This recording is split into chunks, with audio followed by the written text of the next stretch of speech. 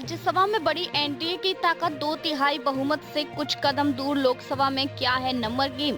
राज्यसभा में नवनिर्वाचित सदस्यों के शपथ ग्रहण के बाद एनडीए दो तिहाई बहुमत के बेहद करीब पहुंच गया है, लेकिन लोकसभा में अभी भी दो तिहाई बहुमत हासिल करना एनडीए के लिए एक बड़ी चुनौती बनी हुई है। लोकसभा को राज्यसभा में नवनिर्वाचित सदस्यों का शपथ ग्रहण हुआ। इसके साथ उच्च सदन में बीजेपी के नेतृत्व वाली एनडीए की स्थिति और मजबूत हो गई है। 245 सदस्यीय राज्यसभा में एनडीए के पास अब 141 सदस्य हैं। अगर एनडीए को 10 मनोनीत तो निर्दलीय सांसदों का समर्थन मिल जाता है तो यह आंकड़ा 151 तक पहुंच जाएगा। यह आंकड़ा दो तिहाई बहुमत 164 के बेहद करीब है। हालांकि दो क्षेत्रीय पार्टियां जो ना तो एनडीए और ना ही विपक्षी ईडी गठबंधन के साथ है, निर्णायक भूमिका निभा सकती है। बीजेडी 5 और वाईएसआरसीपी 4 वे पार्टियां हैं जिन्होंने पहले भी कई बार सरकार के प्रमुख विधायी एजेंडे का समर्थन किया है।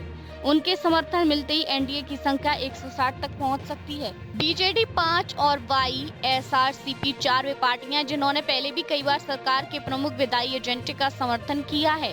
उनके समर्थन मिलते ही एनडीए की संख्या 160 तक पहुंच सकती है। ऐसे में बीजेपी को 2 तिहाई सीटों के लिए मात्र 4 सीटों की जरूरत होगी। अगर सरकार को नवीन पटनायक की बीजेडी और वाईएसआरसीपी कांग्रेस जैसी क्षेत्रीय पार्टियों के समर्थन मिल जाता है तो एनडीए के पास 160 सीट हो जाएंगे।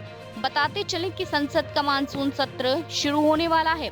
इससे पहले अटकलें हैं कि सरकार एक बार फिर संविधान बिल लाने की कोशिश कर सकती है। हालांकि इसको लेकर आधिकारिक तौर पर कुछ नहीं बताया गया है, लेकिन इसे पास कराने के लिए दोनों ही सदनों में 2 तिहाई बहुमत की जरूरत होगी।